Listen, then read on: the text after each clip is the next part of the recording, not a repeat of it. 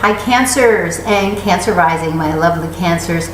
This is your general reading and forecast for the month of December into 2017. Can you believe we've been through an entire year, 2016, the fire monkey year, big changes. We're really pushing now into what was promised when things started shaking up way back in 2012.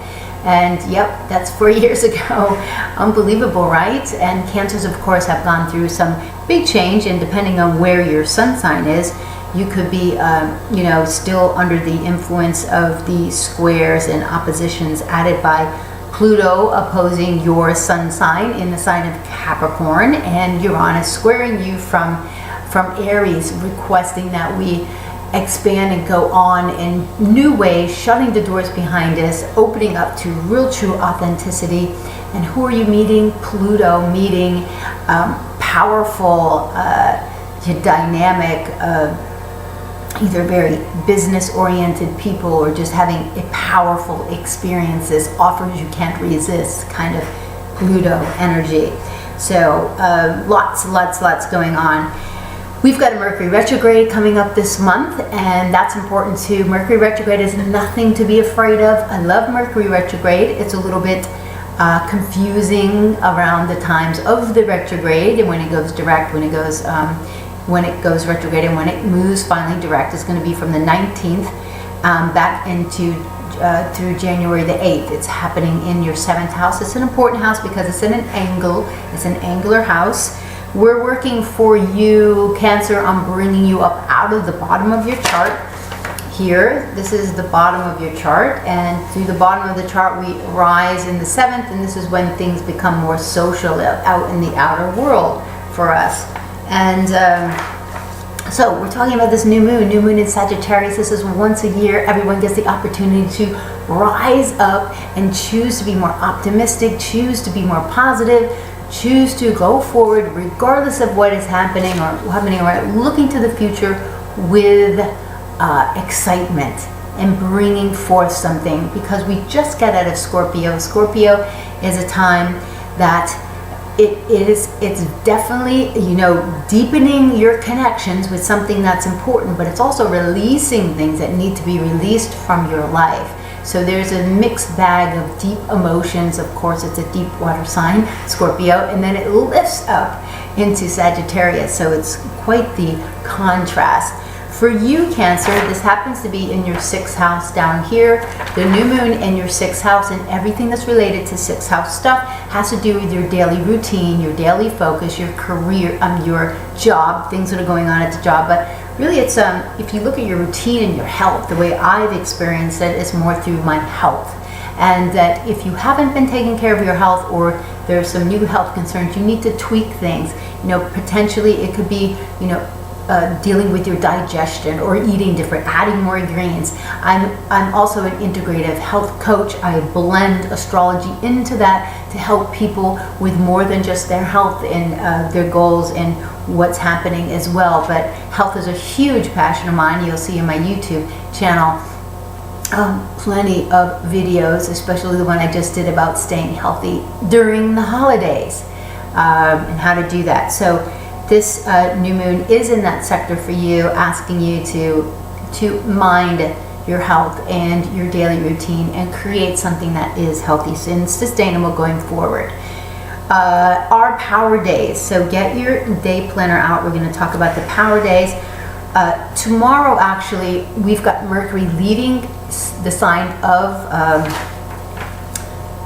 leaving Sagittarius in your 6th. I keep having an issue with this. Leaving your 6th house, going into your 7th house. So Mercury is our thoughts, our thinking, what we're thinking about, what we're bringing forward. So Mercury moving into your 7th house says that we are bringing our thoughts and our attention, daily life, that's what Mercury is all about, into our 7th house. That's our clients, that's our business partnerships, and that's our romantic and other partnerships. So it's all the other. We're moving out. And Mercury is going to be going retrograde there December the 19th.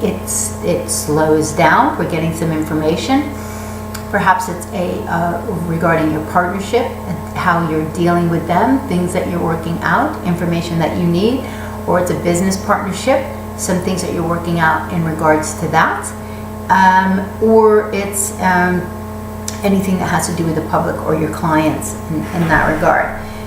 So Mercury, that time period is very important. Just, get your shopping done prior to that. It is the holiday time. We've got Christmas and Hanukkah the exact same day, the 25th, Christmas Eve, of course. So get your shopping done prior to the 19th, especially with electronic items. People like to get electronics during the holidays. Go to Best Buy, get it done before the 19th.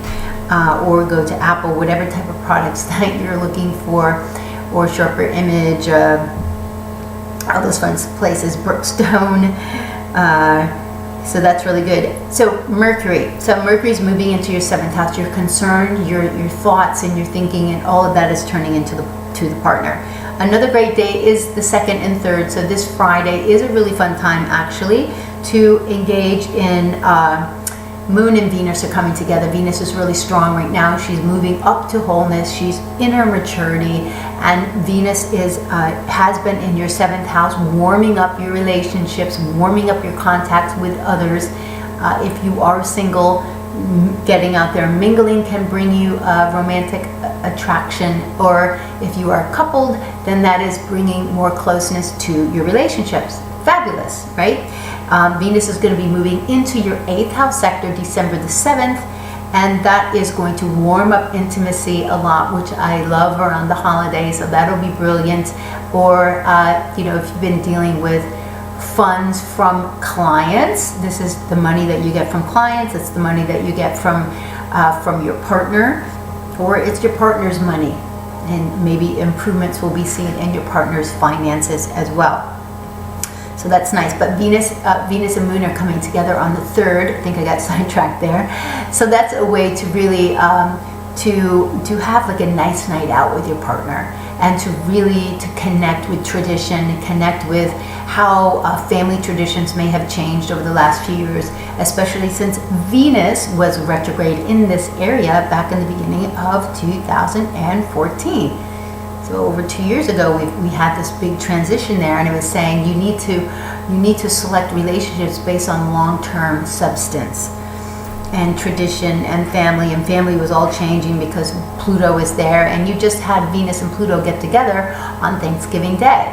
So that probably solidified a lot of things for you desire-wise, and what you two are working on, connecting at deeper levels.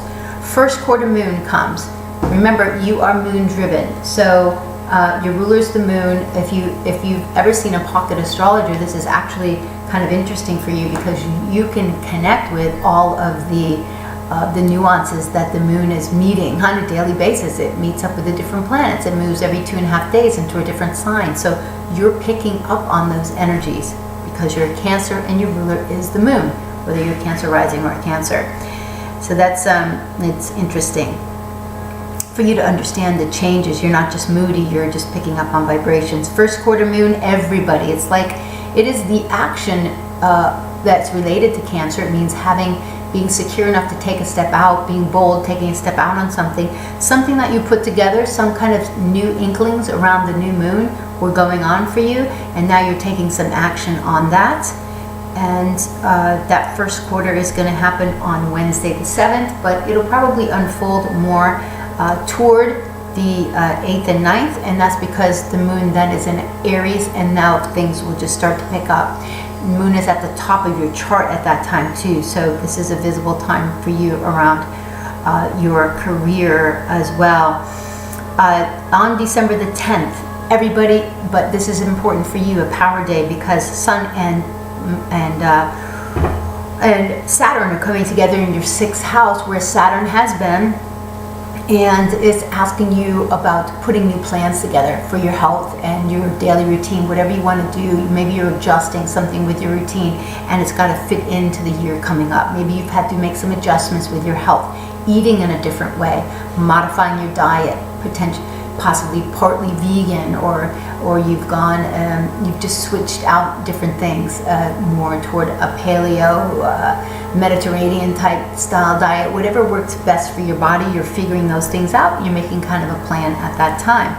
The full moon is happening on the 12th, 13th, and Just get this on. You'll feel it by the 12th because you're a Cancer, but it's happening on the 13th. It's going to roll out 14th and 15th. You're really going to feel it more because you are a Cancer, and the moon will be in the sign Cancer during that time. So where is the full moon going to affect you? And the full moon is the results. The results are happening in your 12th house.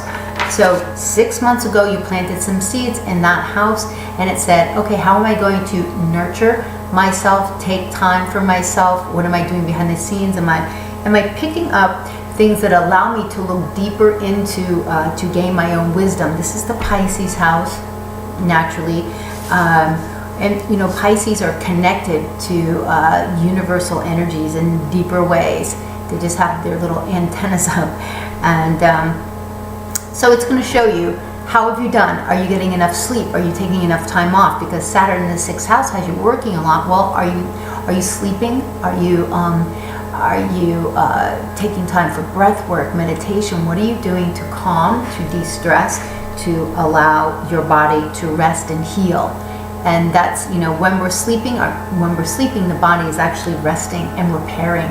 And when we are enacting our parasympathetic nervous system through relaxation, the body is also repairing, and it helps digestion. Because you're a Cancer, it rules the stomach.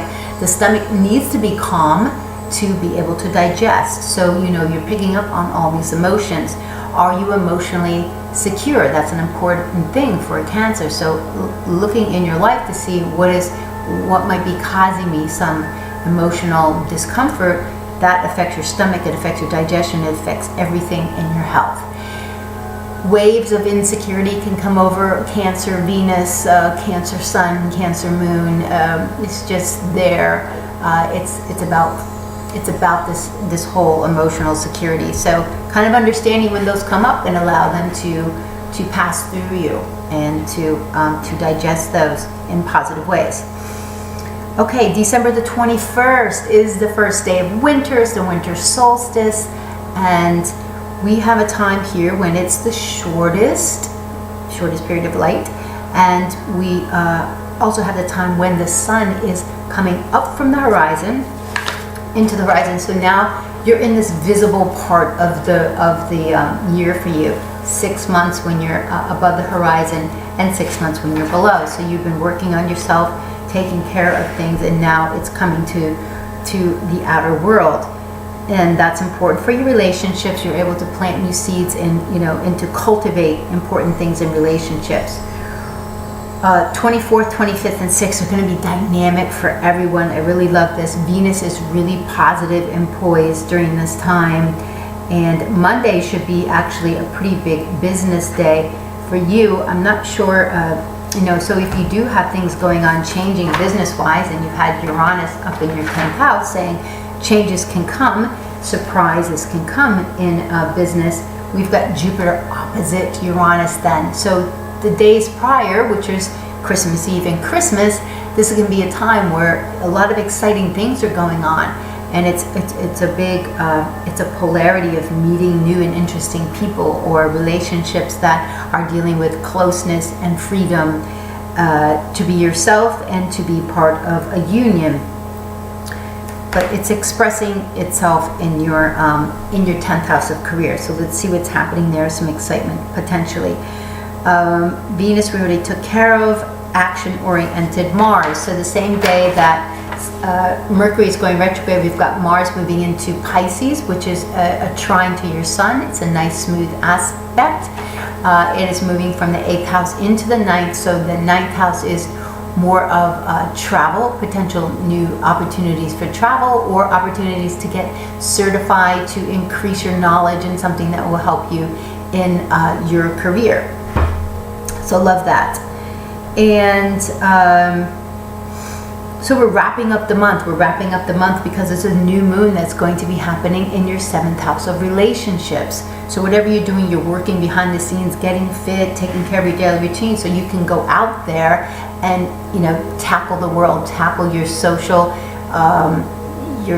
capability, reach out, get new clients. So you're getting out there. So this is kind of the end of getting yourself together and fortifying your relationships and your light in the outer world. Mercury and Sun are coming together the day before that, and it's coming together in your 7th house. You're going to be getting some information regarding relationships and partnerships. But that information that you get right before the new moon is necessary. So you'll be able to, we're at a point where you're getting the information you need to go forward in that area of your life. Okay, so, and if you want more deeper information about your own chart, of course, you can reach out to me. So those are some of the big things that are going on. Cancers, let's draw you a heart to see what your affirmation for the month says. It says, I choose to remain positive and optimistic no matter what happens. Okay, I love that. You have a choice. We all have a choice. Things happen all the time that aren't pleasant, of course, and it is life, but choosing to remain optimistic is your choice. So a couple oils for Sagittarius energy. Geranium. Geranium is known to stimulate muscle contractions, to ease them. The Sagittarians, I've known several, can be a little twitchy. This is like nervous energy, the energy of a horse, basically. Fidgety. Cinnamon, very warming, delicious, perfect for the winter time. Seeding to uplift the mind and to ease nervous exhaustion. Well, that's great, like around the holidays. But cinnamon and orange, that would be 2 great oils to diffuse. I diffuse so many oils into the air, and they just really can change your mood and uplift you and calm you. Bergamot is also another terrific oil for Sagittarius. I diffuse in my bedroom ylang-ylang, bergamot, and patchouli. It's a great mix, really, really nice. Okay, so Sagittarius crystals.